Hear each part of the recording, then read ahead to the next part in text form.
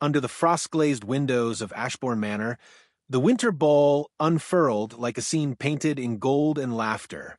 Chandeliers blazed with the light of 1,000 candles, refracting upon silken gowns and polished shoes, while a waltz swept through the air as if born from the very breath of the season. It was the grandest night of the year, and Lady Evelyn Harcourt stood at its edges, a still figure in a sea of color and sound, her gloved hands folded around an untouched dance card. Her sisters Clara and Beatrice shone like twin constellations at the ballroom's heart. Their laughter rippled through the crowd. Gentlemen competed for their attention with eager smiles and rehearsed compliments. Their mother, the ambitious Lady Harcourt, surveyed it all like a general counting victories, her fan fluttering as she noted each bow, each whispered offer of a carriage ride home. Evelyn watched quietly. She was the eldest, yet the least regarded, a daughter long dismissed as an obligation rather than an ornament. Her gown, though fine, was of soft dove-gray silk, too subdued for the candlelight's vanity.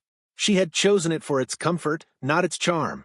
Her beauty, if it could be called such, was of a quieter sort, thoughtful eyes, lips that seldom smiled without reason, and a composure mistaken for dullness. As the orchestra swelled, a young gentleman approached, Mr. Pembroke, the same man who, only days earlier, had been persuaded by Lady Harcourt to consider Evelyn as a suitable match. Her heart stirred with cautious hope, yet when he reached her his expression flickered with hesitation. "Forgive me," he murmured, his gaze slipping past her to the radiant figure just behind, Clara, in sapphire silk, radiant as moonlight on glass. "Might I claim your sister for the first dance instead?" It was a small betrayal, but in the eyes of society, a small betrayal could echo louder than a gunshot. The rejection hung between them. Polite, inevitable, cruel. Evelyn inclined her head, forcing a serene smile. "Of course, Mr. Pembroke. My sister dances beautifully." He thanked her, not meeting her eyes, and led Clara away as the orchestra began its sweeping measure. Around Evelyn, murmurs rose like smoke. A group of debutantes whispered behind their fans, their tones bright with amusement. One said, "Poor Miss Harcourt, she has the grace of marble and the fortune of dust." The others tittered, their pearls trembling with laughter. Evelyn felt each word as if pricked by pins. She turned toward the refreshment table, willing her composure to hold. A footman refilled her glass. She thanked him softly, the only courtesy offered to her that evening. From across the room, her mother caught her eye, the faintest look of irritation passing over her painted face, as though Evelyn's very stillness were an embarrassment.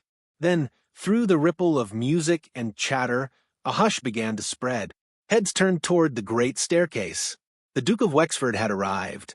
Alexander Ravenshade, recently returned from war, his name whispered in every drawing room and printed in every scandal sheet.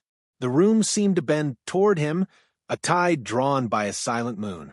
His presence was not flamboyant. Rather, it commanded notice by its restraint.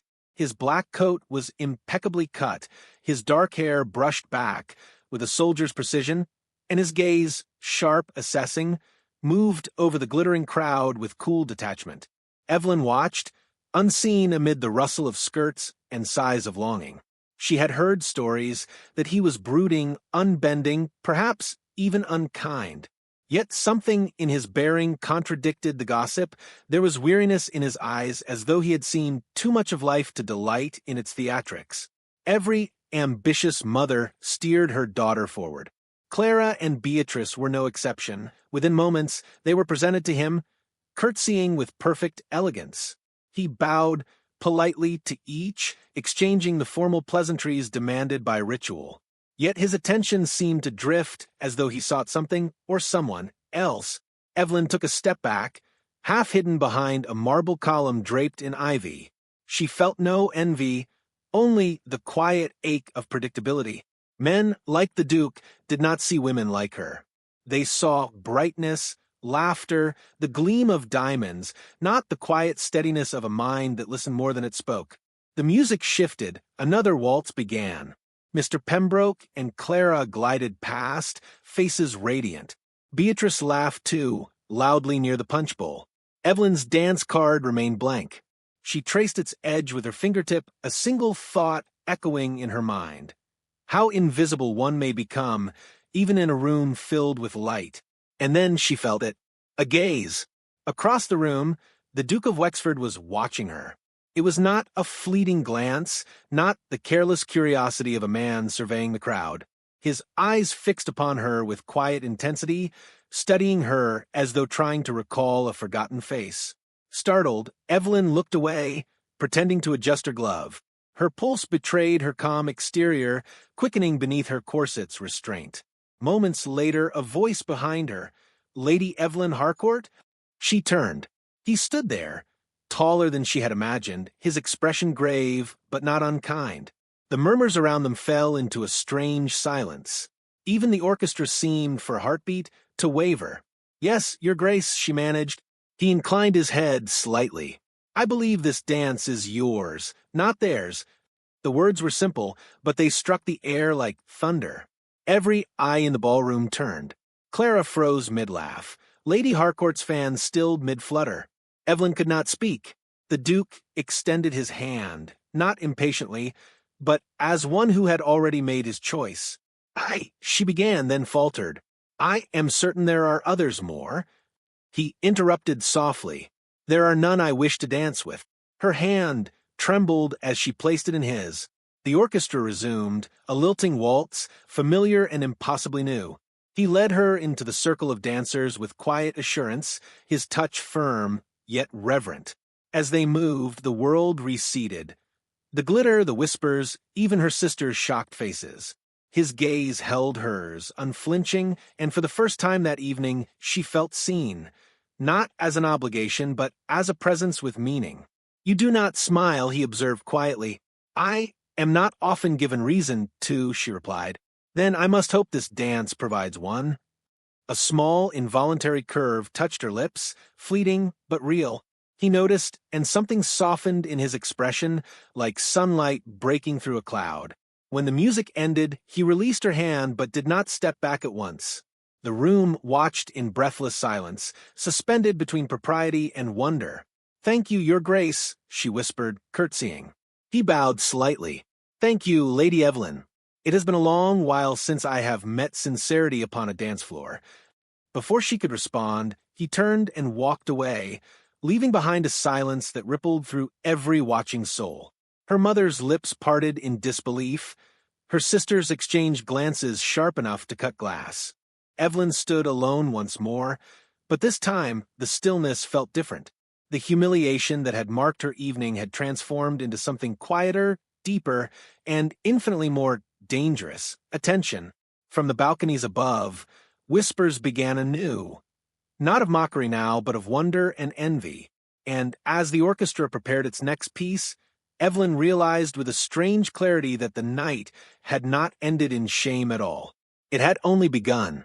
Morning sunlight fell weakly through the lace curtains of Harcourt House, touching upon the silver brushes and perfume bottles that littered the dressing table. Lady Evelyn Harcourt sat before the mirror, her hair unpinned and loose upon her shoulders. The winter ball had passed into rumor, yet its echo lingered in every corridor of London's social season. Everywhere she went, she heard her own name in whispers, not in admiration but disbelief. The Duke of Wexford had danced with her. Once. Only once. But in that single act, he had disturbed the careful machinery of gossip. Her mother spoke of it as though it were a scandal to be endured rather than a blessing to be cherished. "He must have pitied you, child," Lady Harcourt said sharply over breakfast. "Men of his rank are kind on occasion out of charity or whim. It does not mean he intends anything further. For heaven's sake, do not presume upon it." Evelyn had nodded silently. She had learned long ago that her mother's words came from fear as much as pride. Fear that one plain daughter might mar the fortune of two beautiful ones. And yet, the Duke's gaze from that night haunted her. There had been nothing of pity in it. It was not the look of a man offering charity. It was recognition, as if he had seen something familiar in her restraint, her silence, her refusal to perform. That morning as she reached to draw the curtain, Her fingers brushed something cold against the window latch, a small parcel, wrapped in parchment and bound with a thread of violet silk. No seal, no name. Her heart quickened. She untied it carefully, revealing a single pressed violet, delicate, preserved with reverence, and a folded slip of ivory paper. No letter accompanied it, only 3 words, written in a hand firm and elegant, for the one who listens. Evelyn held the token as though it might vanish with breath. The violet, though lifeless, seemed more alive than any bouquet she had ever received. Its simplicity spoke of intention. Yet, even as warmth bloomed in her chest, reason whispered caution. A lady did not receive secret gifts from a duke. Such gestures, if discovered, could undo her completely. She placed it inside her journal, between pages unsullied by ink. Still, that evening, her sisters noticed her distraction. Clara teased lightly, "Evelyn, you blush as though harboring a secret. Has some kind soul finally sent you a note of admiration?" Beatrice laughed, careless and cruel. "It must be from an old admirer, a poet, or a schoolmaster, perhaps. Dukes do not send flowers to wallflowers." Their laughter filled the drawing room like brittle glass. Evelyn smiled faintly and said nothing, yet the words pressed against her ribs. When night came, she lay awake, listening to the whisper of the city beyond her window. Carriages passing, distant laughter, the echo of the ball replaying in her mind. She tried to convince herself that the violet was meaningless, a coincidence. But hope is a dangerous melody. Once begun, it will not easily cease. Days later, her mother summoned her abruptly. "You will accompany your sisters to Lady Ashton's tea tomorrow," she announced. "It seems our household is again the subject of conversation. I will not have it said that we are hiding." Lady Ashton's drawing room was a hive of polished cruelty. The air smelled of bergamot and superiority. Evelyn entered quietly, her gray gown modest beside her sister's shimmering attire. She could feel the eyes upon her, assessing, comparing, calculating. It was during the tea that the inevitable occurred. Lady Ashton, all diamonds and false sympathy, leaned forward with a smile, too sharp to be kind. "My dear Lady Harcourt," she said sweetly, "there is much talk of your eldest daughter's admirers. One hears that the Duke of Wexford has taken a philanthropic interest." The room stilled. Evelyn felt the color rise to her cheeks. Her mother stiffened beside her, forcing a brittle laugh. Society does enjoy inventing nonsense. His Grace merely honored her with a single dance. Lady Ashton tilted her head, eyes glinting. "Oh, then I must have been misinformed about the token." Every gaze turned upon Evelyn. She set down her teacup with care, the porcelain trembling against the saucer. "Token," she repeated softly. Lady Ashton's smile deepened. "A flower, I believe, left at your chamber door." Such romantic gestures rarely go unnoticed. The murmurs began, soft, poisonous. Evelyn's mother's hand tightened on her sleeve. "We know nothing of such a thing," Lady Harcourt said, her voice thin. Evelyn wished she could vanish. She felt exposed, as though someone had opened her journal to the world. She looked toward the window, steadying her breath, refusing to let them see her falter. "If there was a token, my lady," she said at last, her voice calm, "it was not meant for gossip, and if gossip seeks it, it will find nothing worth the chase." A silence followed, heavy with restrained disappointment. They had wanted tears, not composure. Lady Ashton's lips pursed, and she turned the conversation elsewhere, though the damage was done. That evening, returning home, Lady Harcourt unleashed her fury. "You will destroy us with your naivete. Do you imagine a duke can be trifled with? Or that he would risk his name for yours? You will burn that flower at once." Evelyn stood still, hands clasped before her. If it was his gift, it was not given to wound. Her mother's voice rose. "You think yourself singular? You are not. You are convenient. He will amuse himself with your obedience and then discard you. That is how men of rank behave." The words cut deep, but Evelyn did not flinch. She went to her chamber, opened her journal, and stared at the violet resting there. The petals had darkened slightly, yet retained their shape, fragile, enduring. She wondered if the Duke knew what his gesture had cost her. 3 nights later, at dusk, a carriage stopped before Harcourt House. From her window, Evelyn saw him, the Duke, speaking briefly with a footman before handing over a letter sealed with black wax. Her pulse thundered. The servant delivered it to Lady Harcourt's study, where the household waited in tense silence. Moments later, her mother emerged, face pale with outrage. "He requests permission to call upon you," she said flatly. "Tomorrow." The sisters gasped. Beatrice dropped her fan. Clara whispered, "It cannot be serious." Evelyn's heart both soared and trembled. "And your answer?" Lady Harcourt hesitated.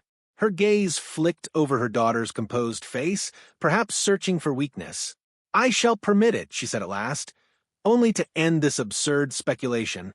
But mark my words, he will not propose. He will apologize." That night, Evelyn could not sleep. The city outside glimmered faintly beneath a veil of fog, and in her heart anticipation warred with dread. What if her mother was right? What if he had sent the violet only to test her, to see if she would grasp above her station? As dawn neared, she rose and pressed the violet to her lips. "If you meant this," she whispered to the sleeping air, "then come with truth. Not pity, not duty, truth." Downstairs, the clock struck 5. Her sisters slept, dreaming of wealth and admiration. Evelyn watched the first light spill across her window, knowing that by the next sunset she would either be the subject of London's cruelest laughter or the reason a duke defied them all. Rain fell upon Wexford Hall like a requiem, steady and unrelenting, as though the heavens themselves mourned what civility could not name. The Harcourt's carriage arrived in the late afternoon, wheels slicing through puddles that mirrored the gray sky. Lady Harcourt descended first, her smile brittle beneath her veil. Her daughters followed, Clara radiant, Beatrice expectant, and last came Evelyn, her gown of muted lavender, dampened at the hem. The scent of wet earth and roses mingled with the sharpness of storm. The Duke of Wexford stood, waiting in the grand vestibule, composed but watchful. "Lady Harcourt," he greeted formally, bowing, "you honor my home." His gaze flicked briefly, inevitably, toward Evelyn. For a moment, the storm outside seemed to pause. Throughout the afternoon, the household moved within the stately rhythm of politeness. Servants passed trays of tea. Conversation sparkled like glass, all glitter and fragility. The Duke's eyes, however, strayed often toward Evelyn, who sat quietly beside a window, her profile limned in the dimming light. Each time their glances met, a silent understanding passed between them, not of romance yet, but recognition, the meeting of two solitary minds that had long observed the world from its margins. By evening, the rain had grown more violent, drumming against the panes with a restless fury. Supper concluded under strained civility. Lady Harcourt and her younger daughters withdrew to the parlor, leaving Evelyn to her solitude.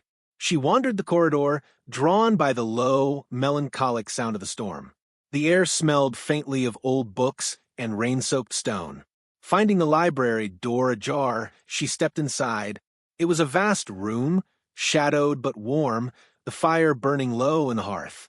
Shelves rose like cathedral walls, and upon a desk near the fire lay a single violet, fresh this time, its color vivid against the pale wood. Evelyn froze. The sight of it struck through her heart like a remembered note in a forgotten song. She reached for it, fingers trembling. "You recognize it," said a voice behind her. She turned. The Duke stood at the threshold, rain still glistening on his coat. His dark hair was damp, his expression unreadable. "I do," she said softly, "though I did not expect another." He entered, closing the door behind him. The quiet click seemed to seal them away from the world. "I had thought you might destroy the first." Evelyn's gaze dropped to the flower. "I kept it." Silence filled the room, intimate and perilous.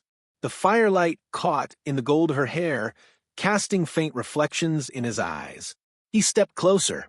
"You have heard what they say about me," he began, "that I am proud, that I toy with affection, that I am unfit for sincerity." "I have heard," she said, lifting her chin, "and I have also seen. Those are not the same." A faint smile touched his lips, not of amusement, but of relief. Then you have seen more than most. The wind rattled the windows. Evelyn moved toward the hearth, holding her hands near the flames. Her reflection wavered in the glass, a ghostly image between shadow and light. "Why invite us here, your grace?" she asked, her voice steady, though her pulse was not. "Surely there are households more agreeable to your name." He hesitated, then removed his gloves. "Because I owe you truth." She turned to him fully. "Truth. When I returned to England," he said, "I swore I would not marry. I had loved once, or believed I had, and was betrayed. I thought affection nothing more than commerce under prettier terms. Then I saw you, standing alone while the world celebrated its own vanity.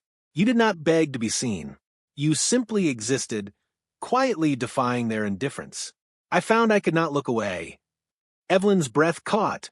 "You mistake stillness for strength, your grace. I was merely enduring what was expected." "Endurance is strength," he replied, "and it is rarer than beauty." She looked down, struggling against the tide rising within her. To be spoken to thus, sincerely, without embellishment, felt both wondrous and terrifying. "You speak as though you understand me," she said, "but you cannot. My silence is not pride, it is fear.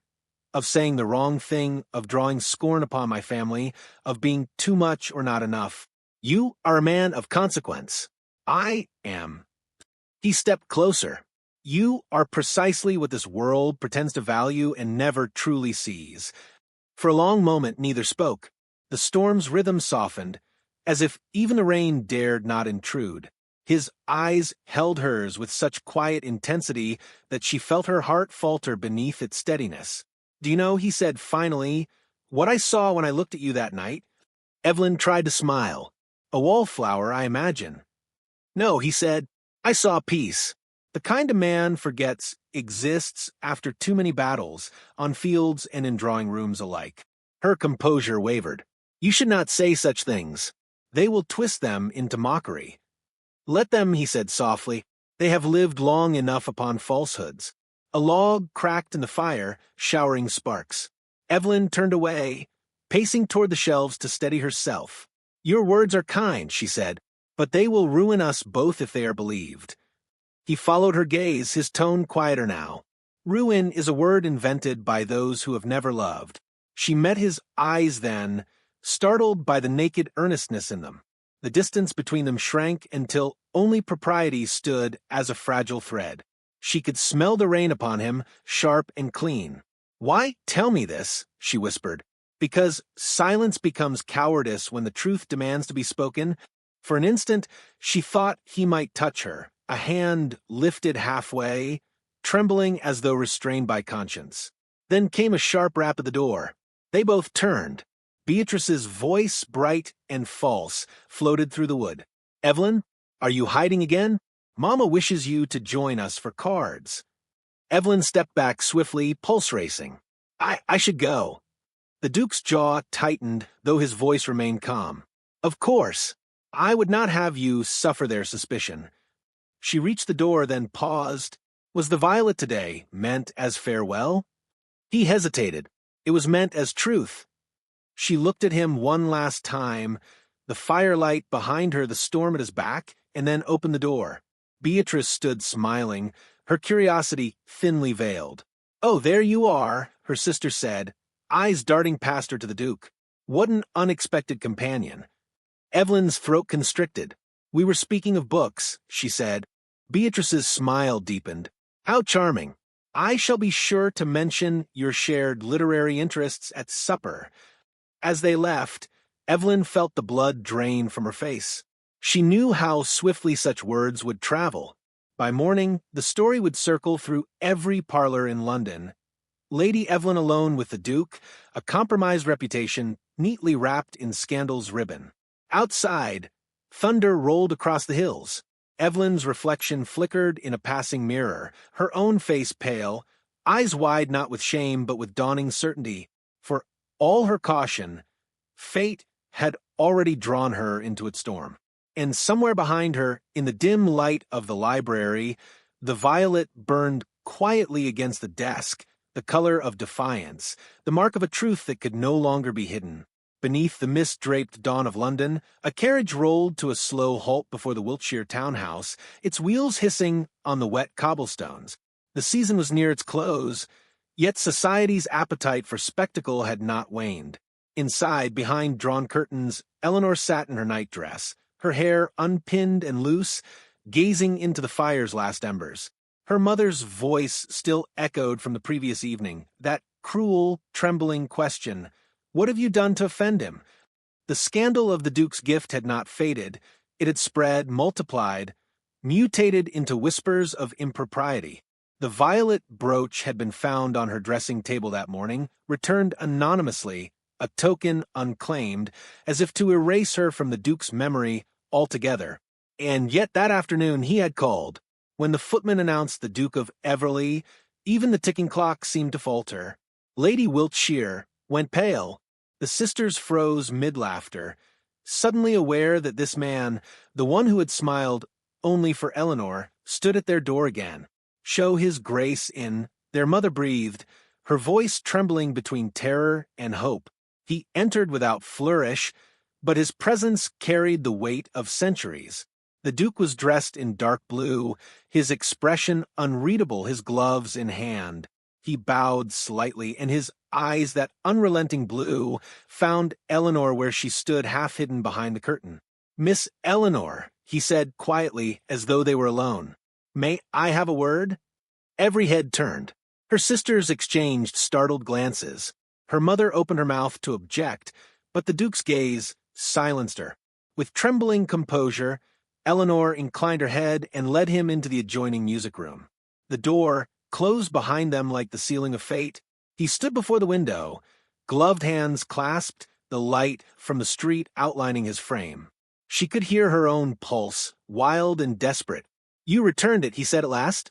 She lowered her eyes. "It did not belong to me, Your Grace. It caused enough misunderstanding." "Misunderstanding," he repeated softly, almost to himself. Then, with quiet conviction, "It was meant for you. Not your sisters. Not society. You." The words burned through her restraint. "Do not say such things, my lord. They will ruin us both." He turned, and there was no courtly amusement in his expression, only earnestness raw and unguarded. "Let them. For months I have watched this farce unfold, the dancing, the games, the empty laughter. Every conversation feels like a mask, except with you." Her voice broke. "You think too kindly of me. I have no fortune, no consequence. My family—" "Your family seeks a crown, not contentment," he interrupted. "I seek neither. I seek peace." She shook her head, stepping back as if his nearness might undo her. "Peace? In London? Among those who would tear us apart with their whispers? Then we shall give them something worth whispering about." The boldness of his tone stunned her into silence. For the first time, she saw not the Duke of Everley, but the man, exhausted by pretense, aching for honesty. "You do not understand," she whispered. "A woman's reputation is as fragile as lace. One thread pulled, and then let me be the one who mends it," he said. The firelight quivered between them. Outside, a carriage rattled by, the world continuing its indifferent rhythm. Inside, time hung suspended, her breath shallow, his gaze unwavering. "Why me?" she asked finally, her voice breaking on the words. "Of all women, why me?" He stepped closer until his shadow folded over hers. "Because when you look at me, you do not see a title. You see a man who feels too much." The simplicity of it undid her. She turned away, pressing a hand to her mouth as tears welled unbidden. He waited, silent, as if her pain deserved reverence. "You cannot mean this," she managed. "You will wake tomorrow and wish it unsaid." "I have woken every morning for 3 months, wishing it said," he replied. The confession fell like thunder in her quiet heart. She faced him then, her face wet with tears, her voice trembling between fear and wonder. "You must go, before anyone suspects." "Let them suspect." The door opened sharply. Lady Wiltshire stood there, pale and rigid. "Your Grace," she said coldly, "this interview has gone on long enough. Eleanor froze.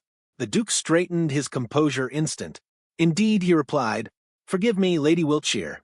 I merely wish to correct a misapprehension." Her mother's eyes were sharp. "And has it been corrected?" "Entirely," he said, though his glance toward Eleanor said otherwise.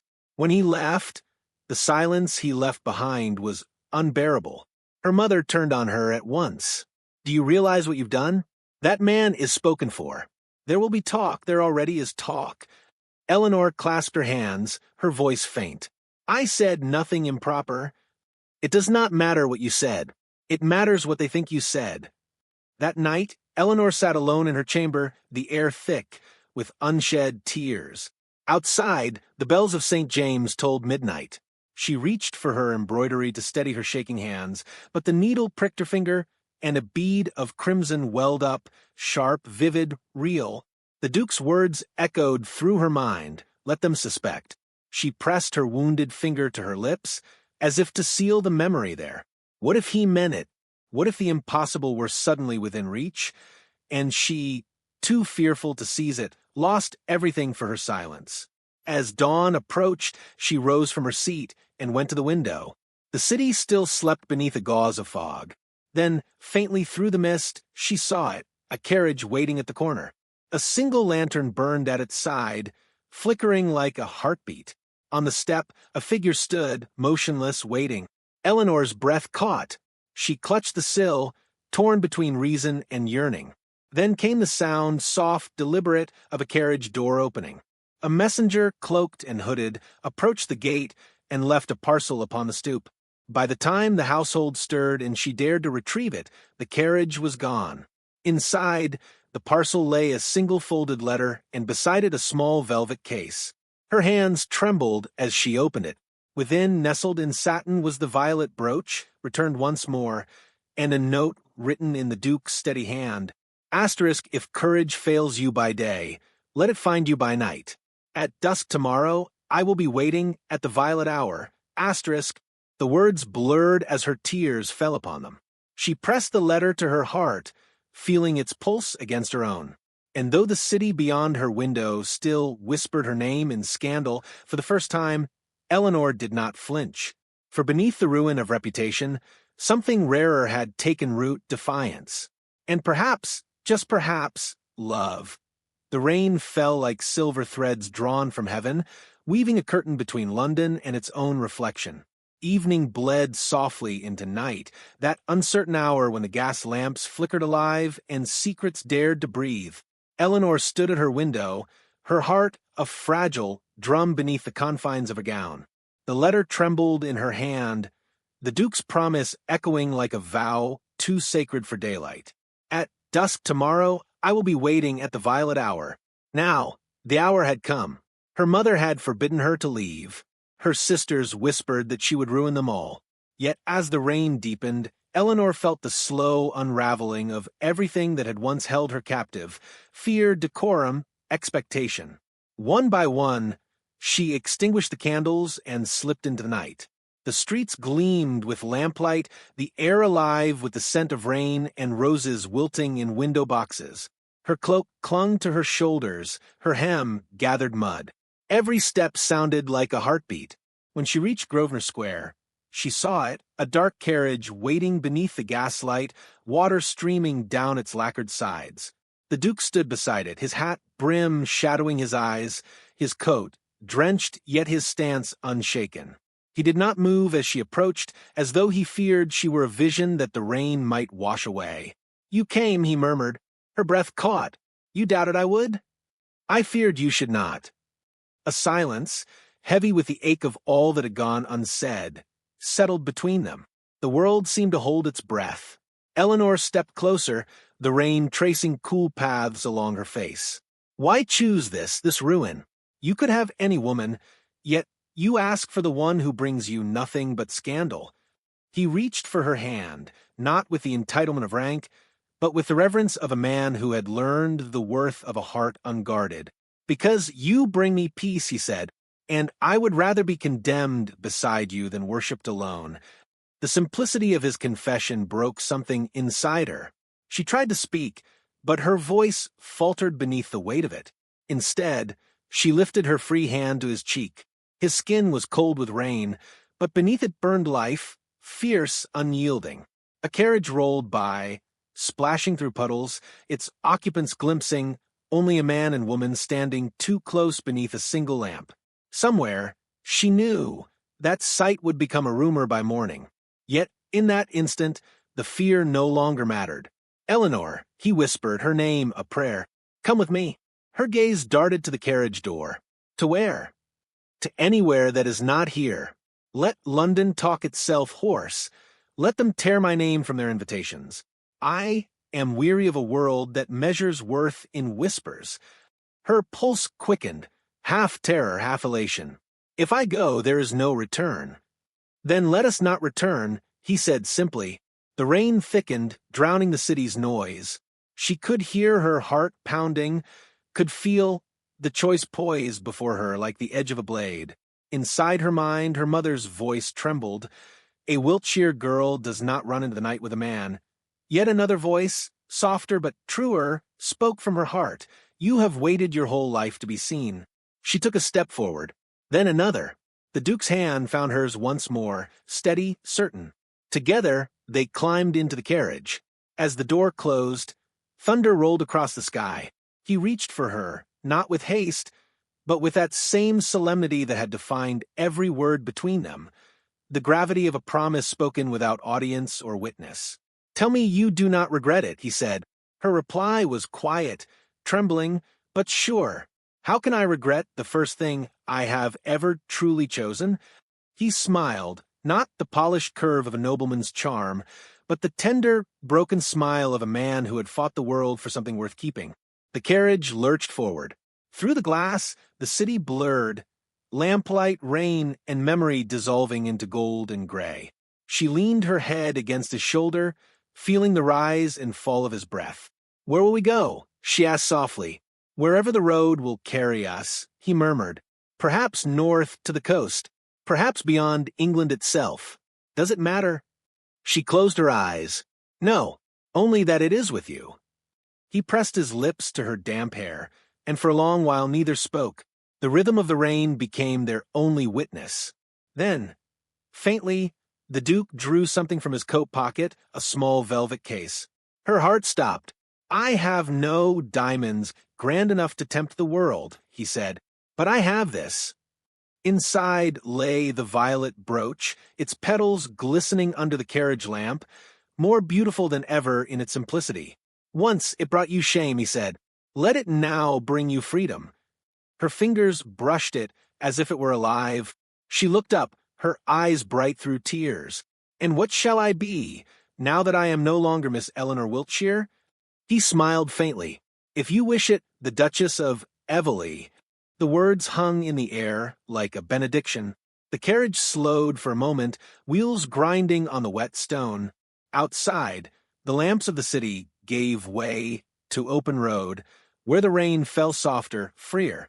Eleanor turned to the window, her reflection blurred in the glass, the woman who had once been invisible, now radiant with her own defiance. She reached for the Duke's hand, threading her fingers through his. The carriage moved on, carrying them into the uncertain dawn. Behind them, London whispered its last, a city that would wake to scandal, but never understand the quiet, reckless courage of love. And as the rain eased into mist, the violet hour returned.